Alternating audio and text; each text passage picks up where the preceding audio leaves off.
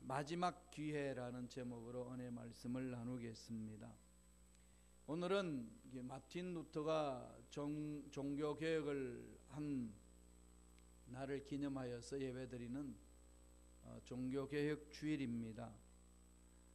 마틴 루터의 종교 개혁을 통하여서 우리 프로테스탄트 개신교 예배 공동체가 오늘 저와 여러분들이 섬기는 예배 공동체 모습으로 만들어졌습니다. 1517년 10월 31일 마틴 루터가 수도사였지 않습니까? 원래 법학을 공부하려다가 하나님의 인도하심을 따라 수도사가 됩니다. 어거스틴 수도원에 들어가서 열심히 돌을 닦는 중에 자유가 없습니다. 참 자유가 뭔가? 가톨릭에서 말하고 있는 그 모든 교리에 따라서 고행을 해보고 돌을 닦아보지만 늘 마음에는 불안하고 두려움 있고 공허하고 참 자유가 없습니다. 그 속에서 루터가 고민을 하면서 말씀을 펼칩니다. 그 중에서 한 말씀이 그 마틴 루터의 가슴을 칩니다. 로마서 1장 17절 오직 의인은 믿음으로 말미암아 살리라. 그래서 그가 그동안에 교수로서 사역을 하면서 성경 연구를 하면서 수도의 돌을 닦으면서 수도사로서 돌을 닦으면서 자신을 돌아볼 때 자유 없는 삶이 약속의 말씀에 뿌리를 내리고 회복이 됩니다. 믿음으로 사는 거다. 그 당시에는 이 행위 구원이 많았거든요. 뭘 해야 돼요. 구원받기 위해서 뭐 해야 됩니다. 구원받은 자가 감격하여서 섬기는 게 아니라 구원받기 위해서 무엇을 해야 돼요. 돌을 닦아야 됩니다. 그리고 하나님의 은혜가 이루어지는 것이 아니라 이 자연은총에 이 다 질서안이 이렇다는 겁니다. 그 성경이 중심이 아니고 교황이 중심입니다.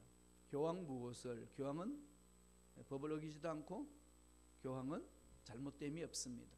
성경 위에 있는 말씀포가 교황한테 있습니다. 그 이유가 성경이 66권 하늘에서 뚝 떨어진 것이 아니라 여기저기 흩어져 있던 파피루스들을 다 모아가지고 하나님의 은혜 안에서 성령 인도를 받고 학자들이 모여서 결론을 내립니다. 그렇게 했던 모든 주관자도 교황이니까 성경 위에 교황이 있다. 이렇게 주장해 나가는 것이 가톨릭의 주요 교리입니다. 그러다 보니까 루터에게는 그런 평안이 없어요. 이게 뭘까? 그래서 그 말씀 안에 깊이 파고 들어가면서 1517년 10월 31일 날 우리가 지금 뭔가 잘못된 길로 가고 있다. 그러니까 우리 한번 논쟁하자. 이렇게 해서 95개 조항의 질문을 만들었어요. 지금 가톨릭 안에서 신앙생활을 해왔던 바티칸을 향하여서 질문을 던집니다. 우리가 이게 하고 있는 일이 옳으냐? 틀렸냐? 이건 우리가 논쟁해야 되지 않겠냐? 그것을 비텐베르크 대학의 정문 게시판에다가 95개 조항을 붙입니다. 그게 강조는 다른 거 없어요. 하나님 은혜 안에서 우리는 영광을 위해서 살아야 되고 하나님 앞에서 올바로 써야 되고 믿음으로 하나님 앞에 가는 거고 오직 말씀으로 가는 거고 오직 은혜로 사는 것이다. 이게 이제 파장을 일으키는 거죠. 그 당시 교황 레오 10세였는데 1520년에 7월 15일에 루터에게 판문장을 발송합니다. 너는 수도사가 될 수 없다. 신부가 아니다. 판문장을 보내고 60일간 여유를 줄 테니까 너의 주장을 철회하고 돌아오면 회복시키겠다. 이게 날라왔어요.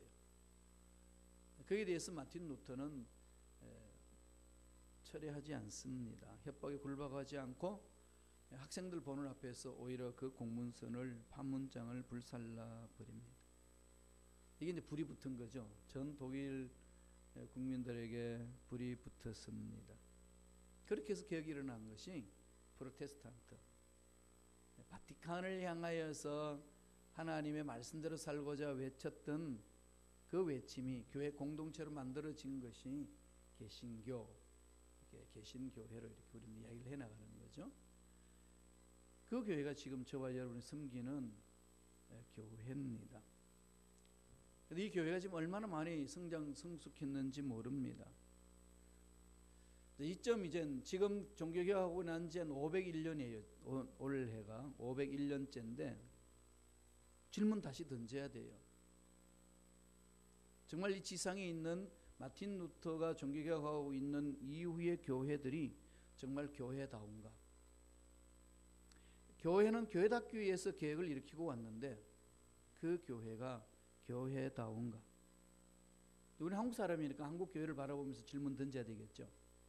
전 세계 10개 교회 가운데 7개가 한국에 있습니다. 큰 교회가 있는 걸 우리 많이 자랑을 했는데 그 자랑도 중요하지만 더 중요한 질문이 있습니다. 우리가 세상의 빛이 되고 세상의 소금이 되고 있는가? 이게 중요한 거죠.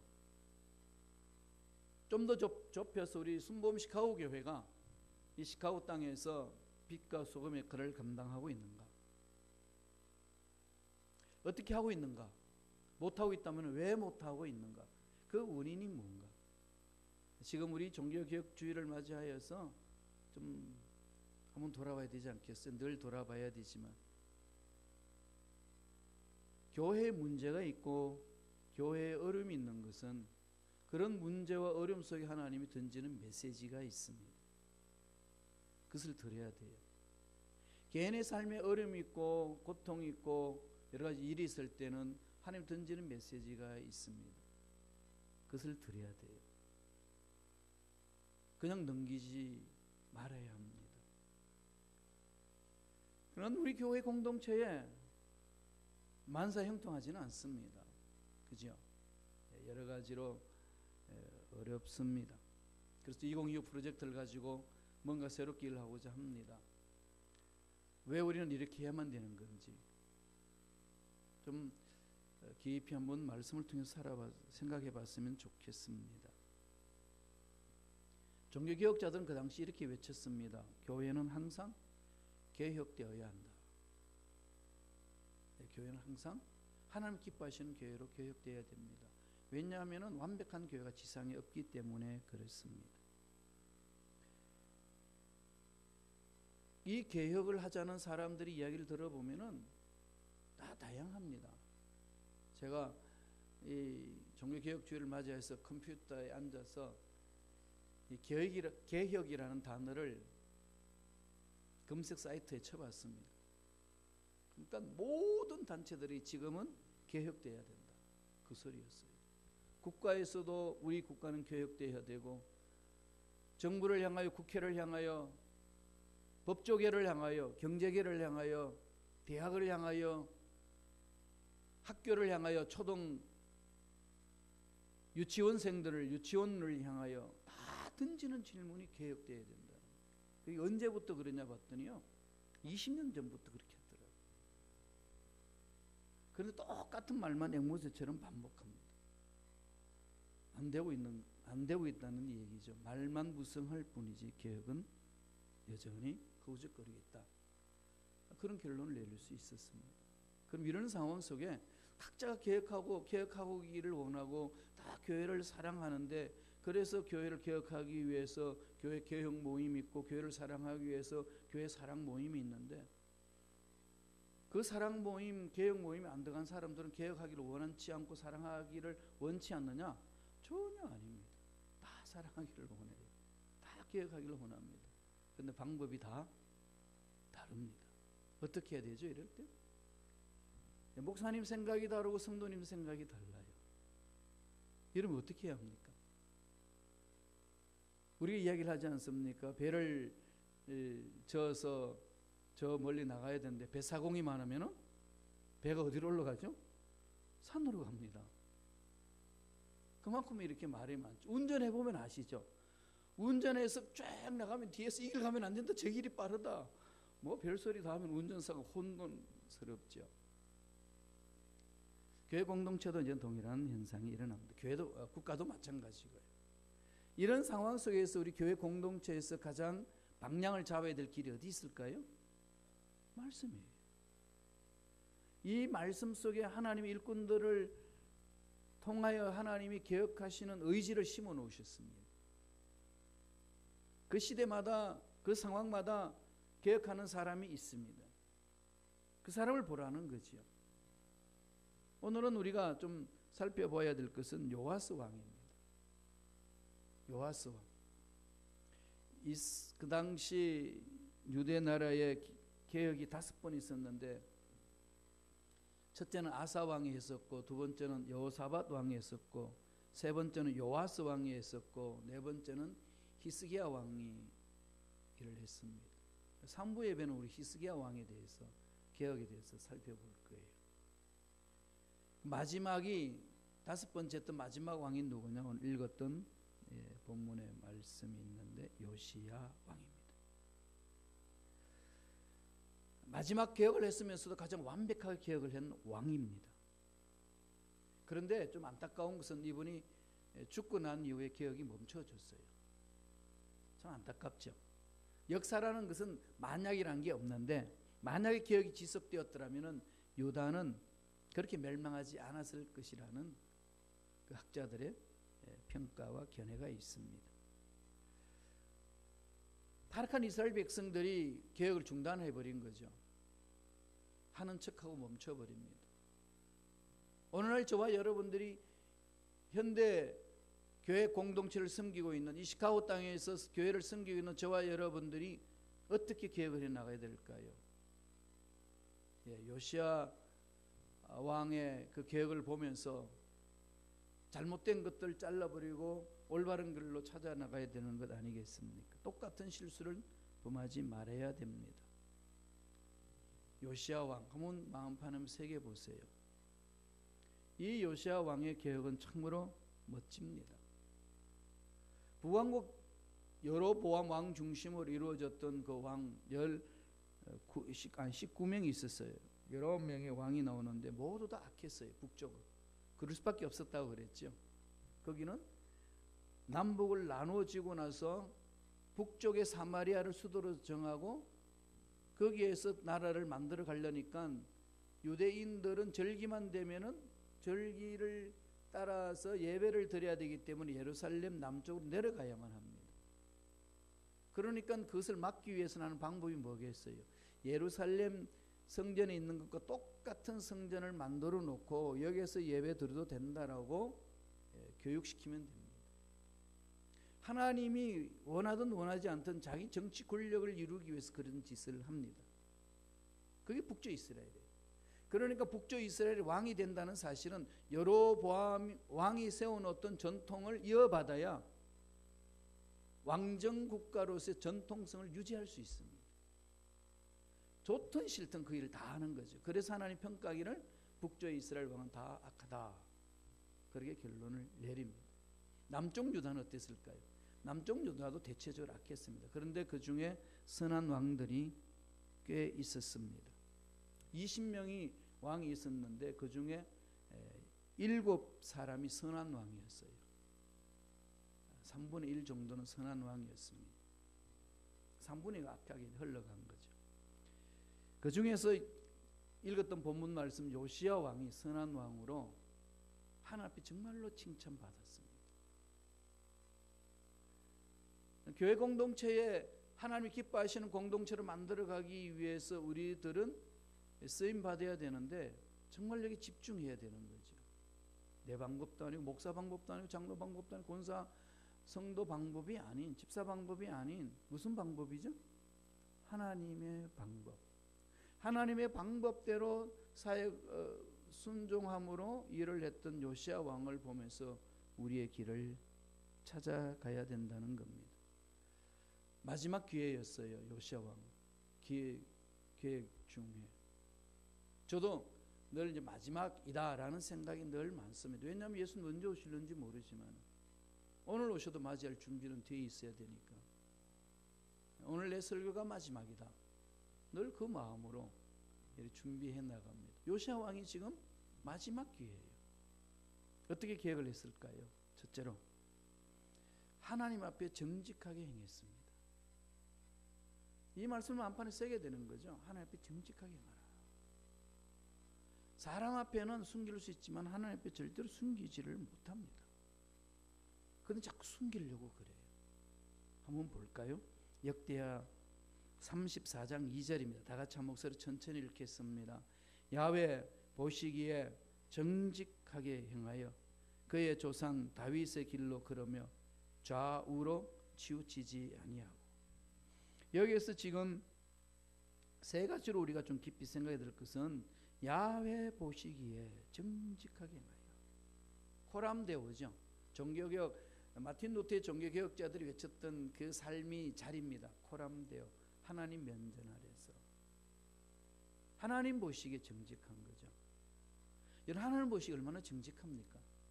생각하는 것, 말하는 것, 행동하는 것, 또 예배 드릴 때에 하나님 앞에 예물 가져오는 것, 11조 예물 드리는 것, 온전한 11조를 드리라, 온전한 예물을 드리라 이렇게 말하지 않습니까? 그런데 많은 분들이 11조를 가장하여 11조를 드리는데 대강 드립니다. 11조 드리는 척하는 거죠. 하나님은 아신다는 거예요. 하나님 보시기에 정직하게 행하여. 교회 공동체에 모이는 사람들이 하나님 앞에 정직하면 그 교회 공동체는 부족함이 없습니다. 하나님은 그렇게 이끄셔요. 그럼 교회가 늘 부족함이 있고 뭔가 문제가 있다, 뭐 재정적으로도 마이너스가 간다, 이 말은 우리가 정직하지 못하다는 겁니다. 그건 하나님 주시는 메시지예요. 제일 먼저 이제 주의 종부터 그것은 정직하게 하기 위해서 몸부림치는 개혁이 있어야 됩니다. 요시야는요 정직하게 행하여 무슨 길로 갔죠? 다윗의 길로 갔더라. 하나님이 보여주시는 건 보고 가는 거죠. 선한 왕이냐 악한 왕이냐의 구분은요, 다윗의 길로 가느냐 여로보암의 왕의 길로 가느냐로 구분했습니다. 여로보암은 우상을 섬기고 하는 뜻과 상관없는 자의 삶이었고, 다윗은 철저하게 말씀의 중심으로 사는 자입니다. 그래서 하나님 앞에 선한 왕으로 쓰임 받을 때는 다윗의 길로 간 왕이다, 그렇게 평가를 합니다. 다윗의 길로 갔다는 거죠. 코람데오 신앙으로 하나님 면전 안에서 하나님만을 영화롭게 하는 삶으로 가는 겁니다.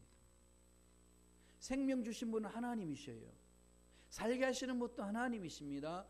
우리의 생명을 멈추게 하고 천국으로 데리고 가시는 분도 하나님입니다. 이거 모르는 분 아무도 없잖아요. 그리고 이 세상에 아무리 많은 것을 가지도 다 지고 짐을 짊어지고 천국 간다는 사람은 아무도 없습니다. 그럼에도 불구하고 우리는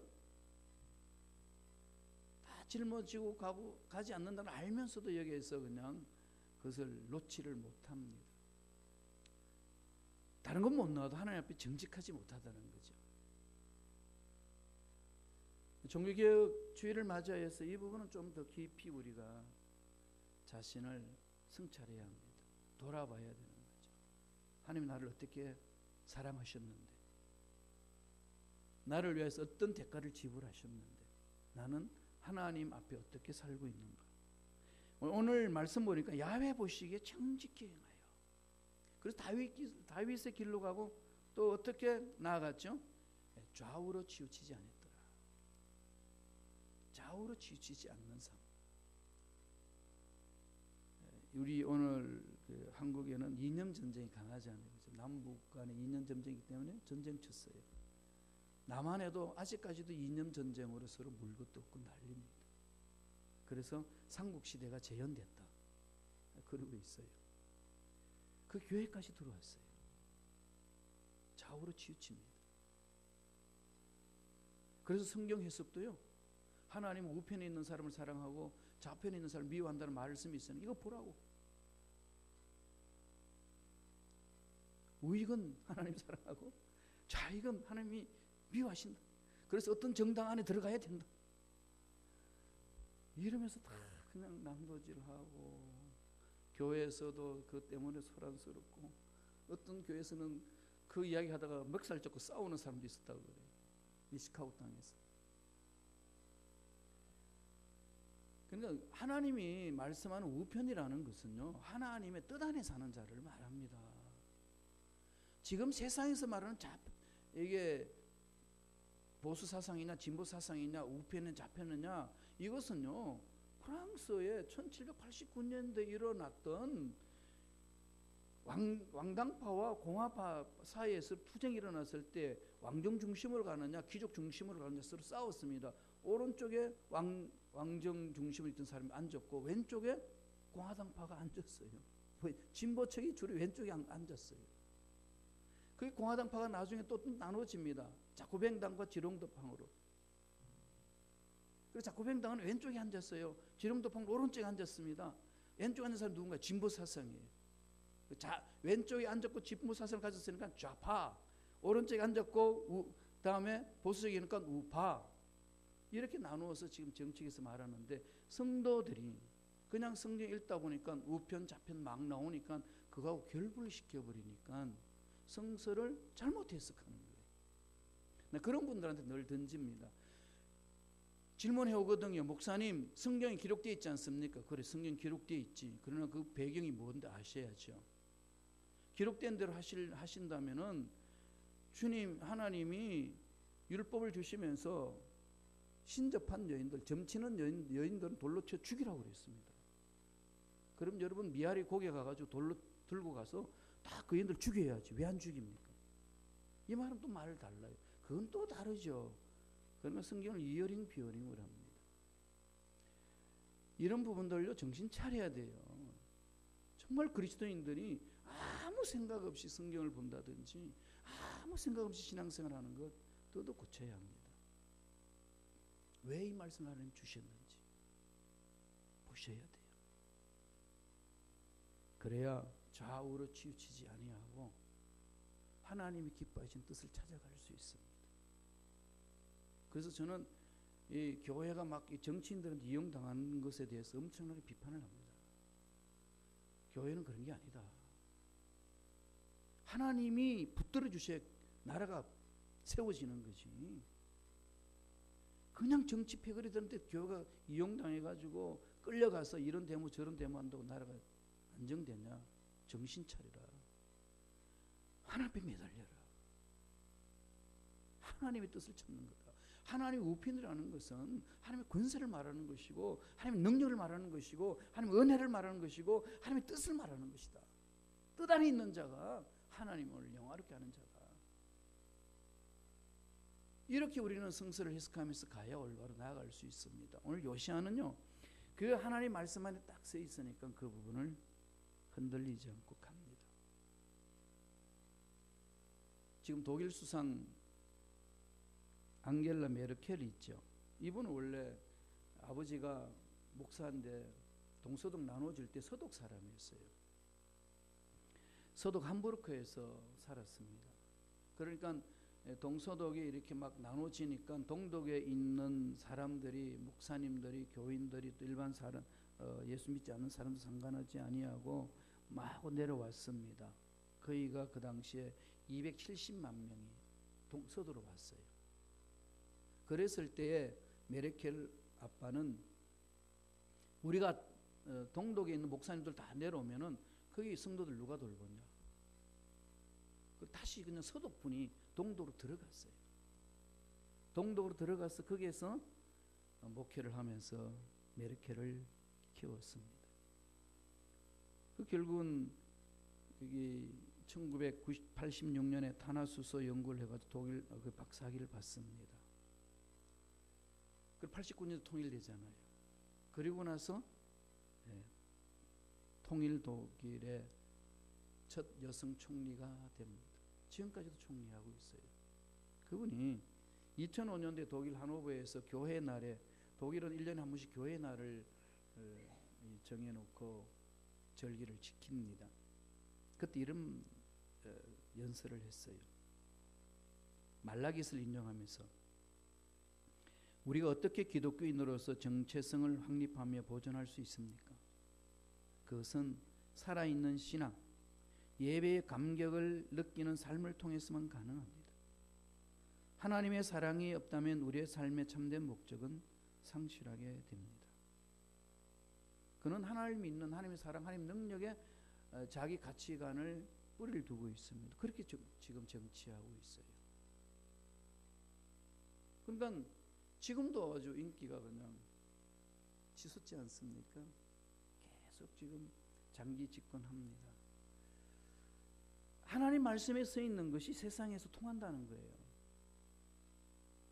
우리는 자꾸 패배의식을 느끼는데 멈춰서는 안 된다는 겁니다. 요시아가 그랬어요. 하나님 보시기에 정직히 나라. 좀 우리가 물질 하나님 앞에 예물 드리는 거 좀 정직했으면 좋겠어요.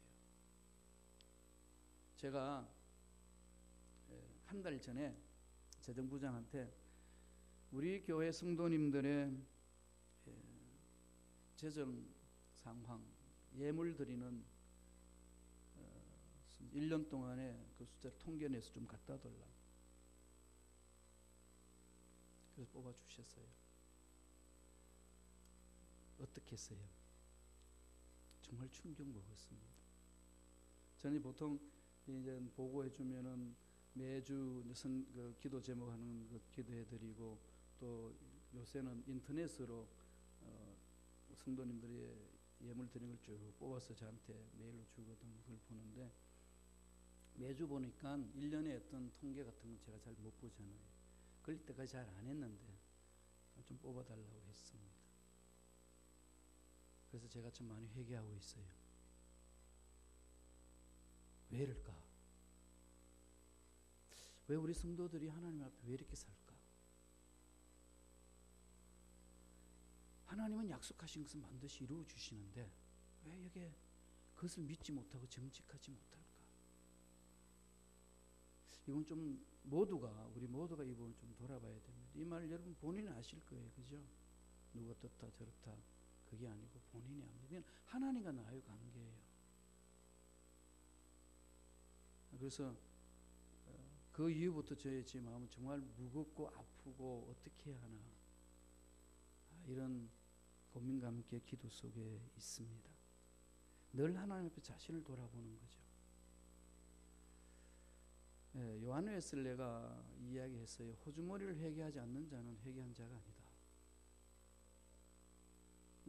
엄청난 강한 말을 했죠. 호주머니가 경건하지 않는 이상 경건하지 않다는 거죠. 물질 문제예요. 물질 문제에서 하나님께 정직하지 않는데 하나님께 기적을 바래요. 아니라는 거죠. 그럼 어떻게 해야 될까요? 정말 기적을 체험해야 합니다. 저는 여러분들이 기적을 체험하기를 원합니다. 하나님의 예배하신 복을 받아 누리기를 원합니다. 그럼 어떻게 해야 될까요? 요시아를 찾아야 합니다. 하나님 앞에 정직하라. 다른 거 없어요. 물질 문제입니다. 이건 우리 삶에 있어서요 가장 중요한 부분이에요. 예수님도 가장 중요하다고 느끼셨기 때문에 하나님과 물질을 같이 섬기지 못한다라고 이 두 축을 말했습니다. 그건 아무리 강조해도요 지나침이 없습니다, 여러분.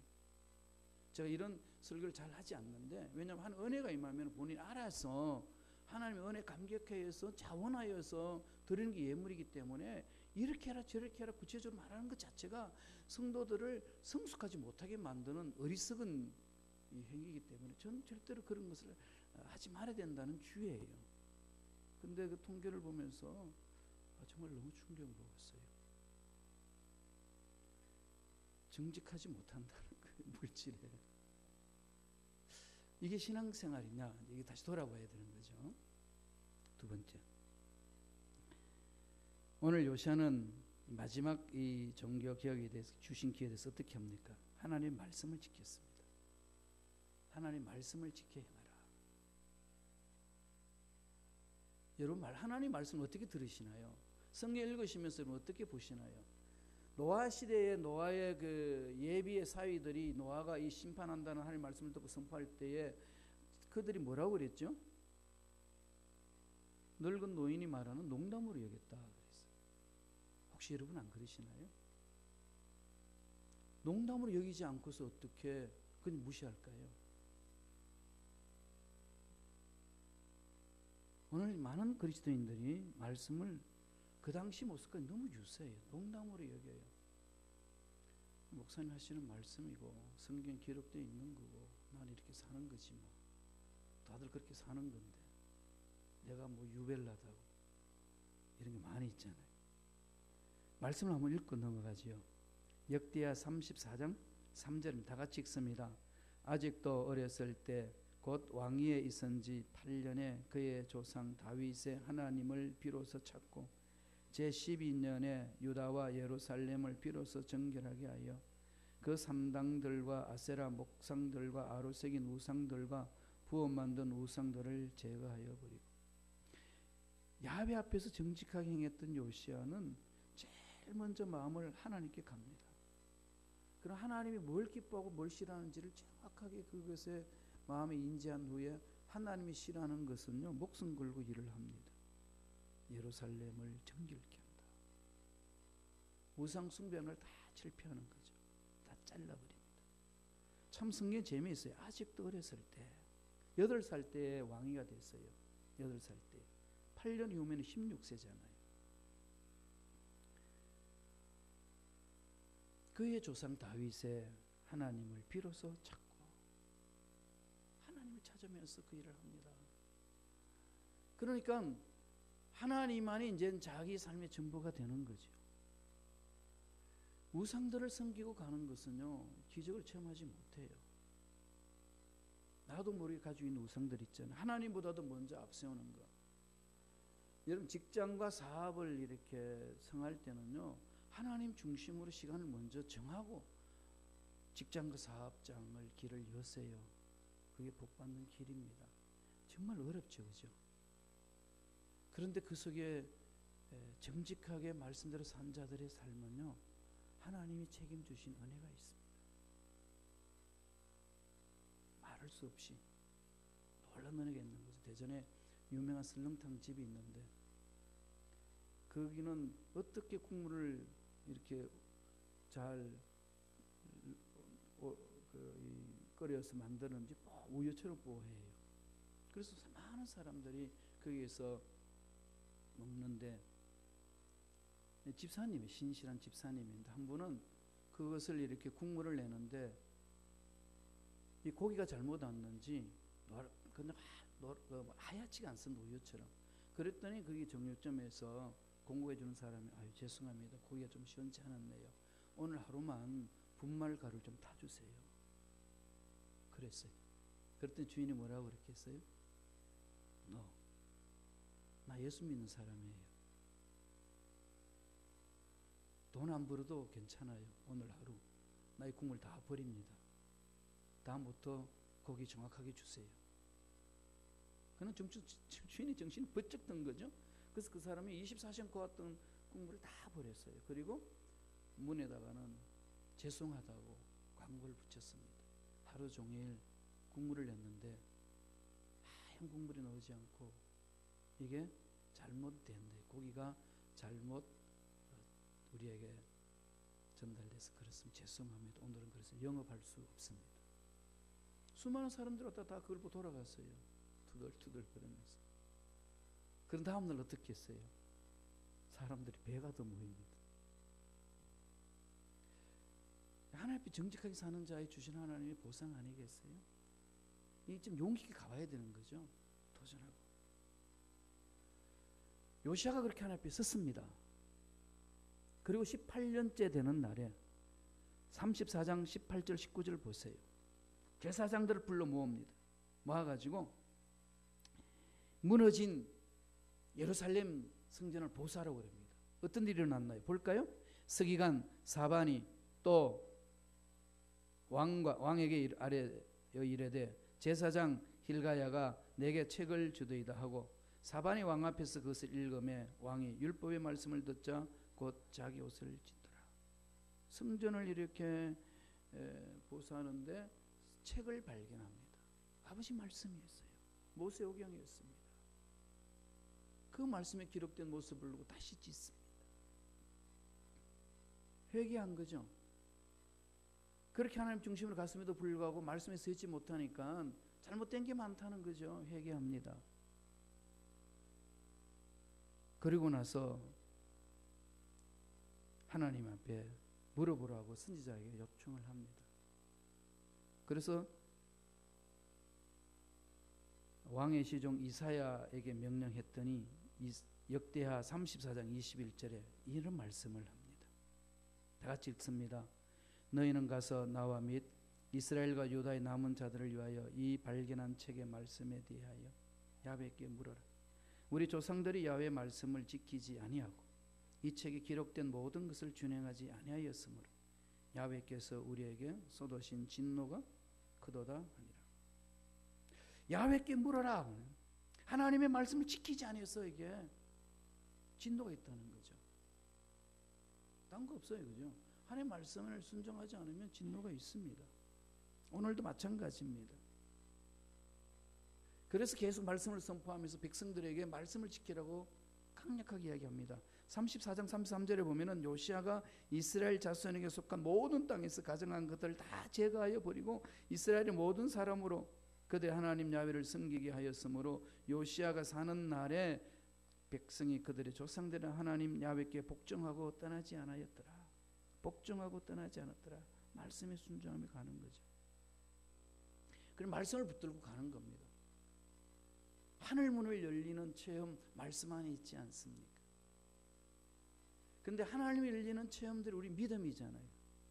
믿었으면 행위가 나타나는데 믿음의 행위가 어떤 것일까요? 자본주의 국가에서는 대개 돈으로 나타납니다. 여러분 사랑하는 사람한테 선물 가져가서 귀한 거 가져가서 사랑한다고 고백하잖아요. 이게 좀 표정이잖아요. 살아계신 하나님 앞에 나올 때 우리 삶의 자세는요, 늘 그것이 따라와야 됩니다. 늘 그렇게 가셔야 돼요. 그래서 저도 이제 사례비를 받으면은 11조는 더 풍성하게 드리는 거죠. 그냥 이렇게 더 하나님 앞에 제가 가지고 있는 수준보다. 그래서 오해받을 때 있어요. 목사님이 다른 데 수입이 있나 보다. 참 그러더라고요. 아랑껏 하지 않고 저는 이렇게 더 이렇게 추가해서 드립니다. 사실 다 드리고 싶은데도 그게 또 삶은 또 살아야 되고 섬겨야 되니까 그럽니다. 우리가 하나님 앞에 정직하게 행하면은 하나님은 우리를 버리지 않습니다. 물질 얼음당을 같지요? 절대 얼음당하지 않아요. 그런데 배짱이 있으셔야 돼요. 하나님이 어떻게 공급하시는지 배짱이 있으셔야 됩니다. 그래야 기적을 체험해요. 정말 그건 제가 여러분에게 강조해서 말씀드리는 겁니다. 그렇게 가셔야 돼요. 말씀 안에 서서 나아가는 자의 삶은 하나님 평탄케 해주시겠다고, 막혀도 뚫어주시고 어려운 일이 있어도 풀어주시겠다고 해주시는 겁니다. 그 부분이잖아요. 하나님이 지금 그렇게 말씀합니다. 순종하는 거죠. 마지막으로 세 번째, 십자가의 신앙을 회복하라고 상징적으로 보여주고 있습니다. 구약에서 십자가 신앙을 상징하는 것은 유월절 절기입니다. 유월절이 뭐죠?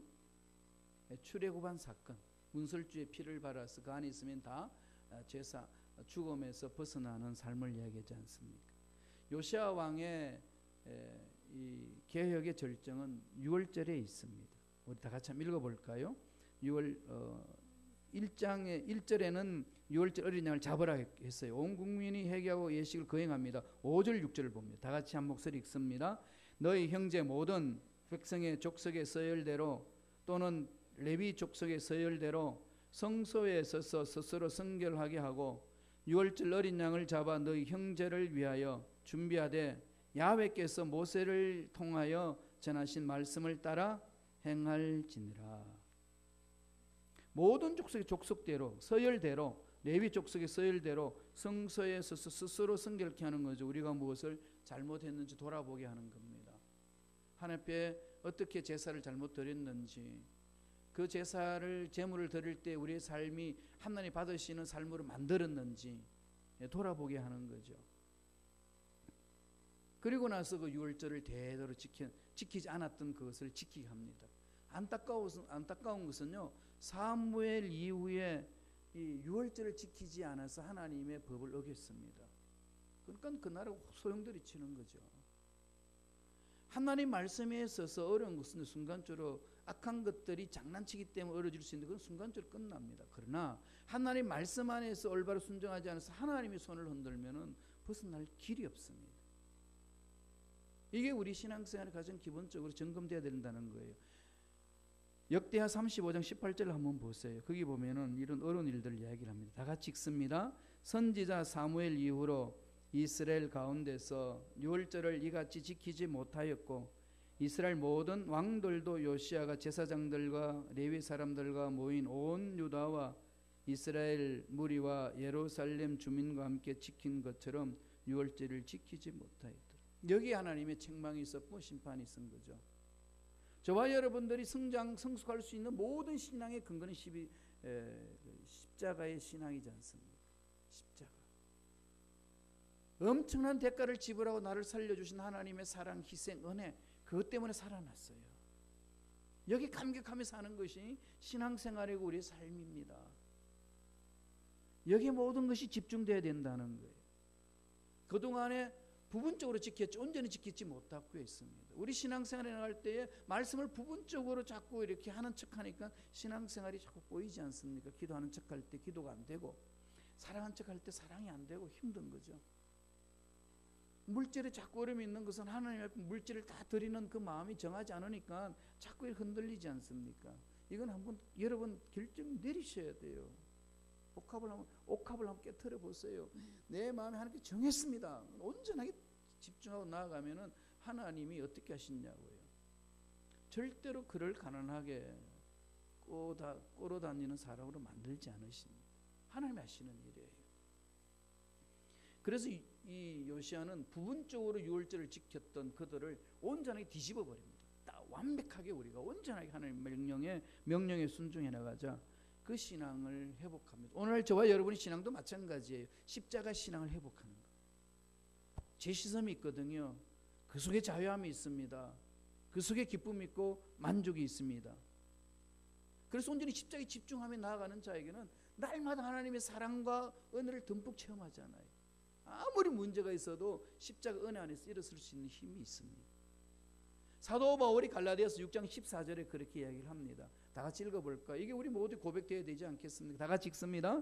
내게는 우리 주 예수 그리스도의 십자가 외에 결코 자랑할 것이 없으니 그리스도로 말미암아 세상이 나를 대하여 십자가에 못 박히고 내가 또한 세상을 대하여 그런 십자가 외에 자랑할 것이 없다. 다 십자가 은혜밖에 없다는 거죠. 여기 감격하는 겁니다.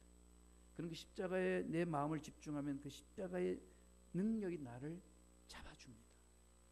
귀신이 쫓겨나가고 문제가 해결되고 말씀에 순종해 나가는 것이 이 능력 안에 있습니다. 왜? 은혜가 너무 크니까요. 그래서 몸으로 하나님을 섬기고 헌신하고 봉사하고 시간을 내어서 헌신하고 물질로 하나님을 헌신하고 하나님께 나오고 그런 것 아니겠습니까? 그 십자가 신앙이 회복될 때만이 가능합니다. 요시아의 계획, 유다 민족에서 마지막 기회였어요. 어떻게 해나갔나요? 하나님 앞에 정직했습니다.